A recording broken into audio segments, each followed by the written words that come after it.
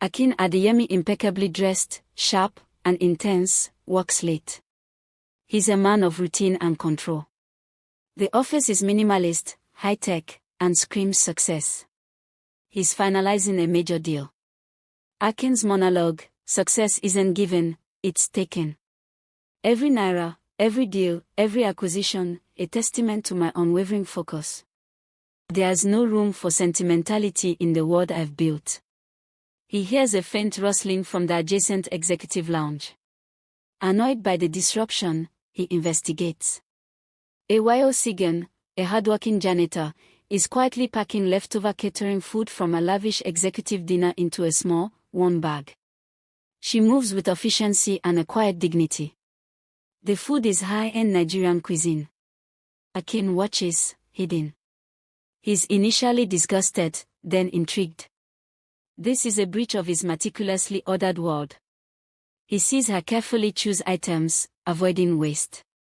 Ayo finishes, tidies up, and leaves, unaware of Akin's presence. Akin's expression shifts from anger to a perplexing curiosity. Why would someone do that? What kind of person? He needs to know. Akin is distracted. He's reviewing security footage, asking subtle questions about the night staff. His assistant, Chioma, sharp, efficient, notices his unusual behavior. He finds Ayo's employee file, a single mother, excellent work record, and lives in a modest part of town. Akin starts subtly observing Ayo at work. He notices her quiet efficiency, her polite demeanor, the way she hums a gospel tune sometimes. He sees her interaction with other junior staff. She's respected. Montage: Akin looking at Ayo's file, then observing her from afar, e.g., in the lobby, during her cleaning rounds, a growing obsession. Akin accidentally bumps into Ayo as she's leaving work. He makes a brief, awkward, almost clinical inquiry about her job, her satisfaction. Ayo is polite, unassuming, and slightly surprised by the CEO's direct attention. He asks about her commute. She mentions taking public transport. Akin, in his luxury car, begins to follow Ayo home. He's discreet but clearly out of his element. He sees her navigate crowded Lagos buses, Moyu/Danfo, haggle with market sellers for affordable food, and carry heavy bags. He sees her interaction with her neighbors. She's part of a close-knit community. Akin watches from his car as Ayo enters her small, modest home. Ayo's son, Toby, is excited to see her. The leftovers are lovingly rearranged into a hearty meal. Ayo's mother, Mama Segun, warm, wise, is there, helping. The family prays before eating. They are grateful for what they have. Akin sees their joy, their simple contentment. It's a stark contrast to his own isolated, driven life. He's deeply moved, confused.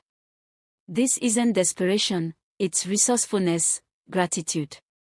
Akin is back in his mansion. It feels empty, sterile. He stares at his own untouched, gourmet dinner. He starts researching poverty, social responsibility, and food waste. His focus at work begins to wane, much to Chioma's concern. He has vivid flashbacks to his own humble beginnings, a life he worked so hard to escape and forget. His parents, brief, emotional glimpses, struggled. The memory is painful.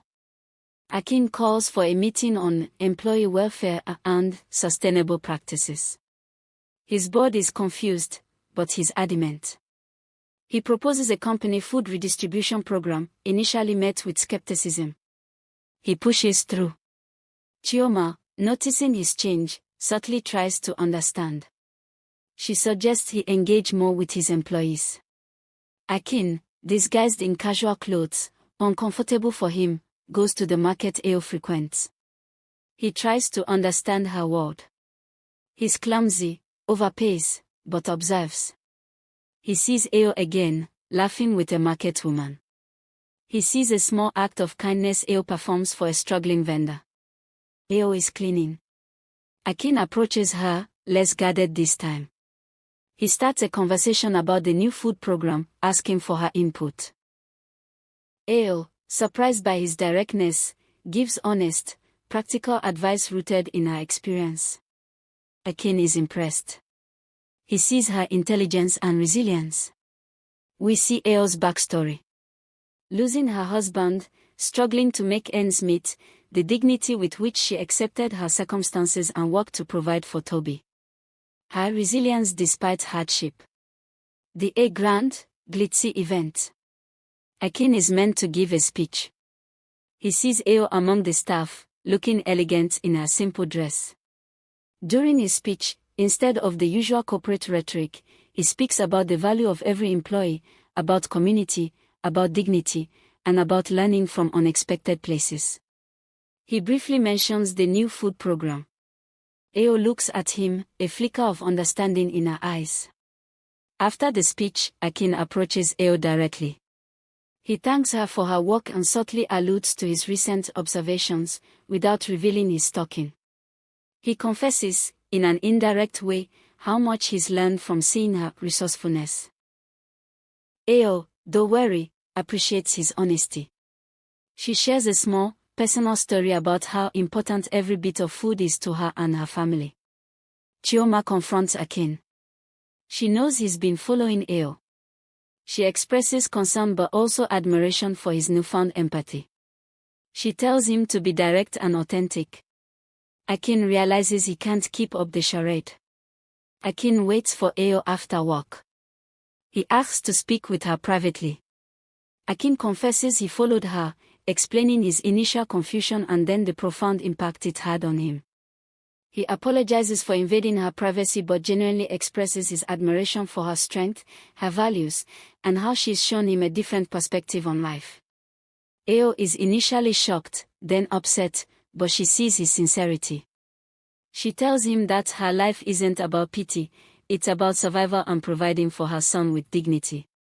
Akin is troubled by Ayo's words. He makes a profound decision. He calls his lawyers, his board members.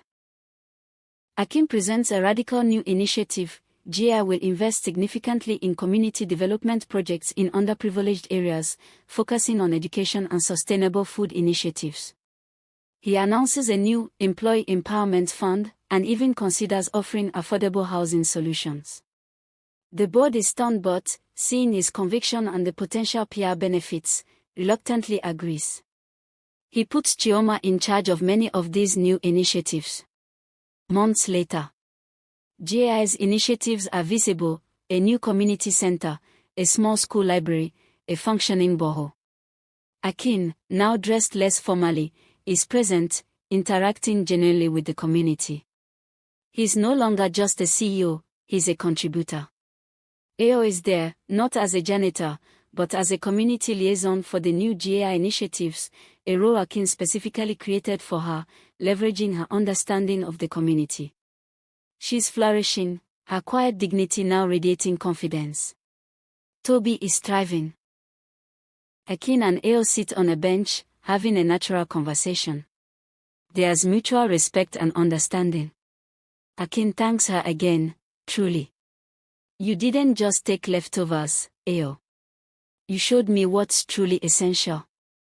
Ayo smiles. And you, Akin, learned to see beyond the table. No romantic overtures, but a deep, shared human connection and respect. The focus is on their individual growth and the societal impact. Akin is working, but the office feels different.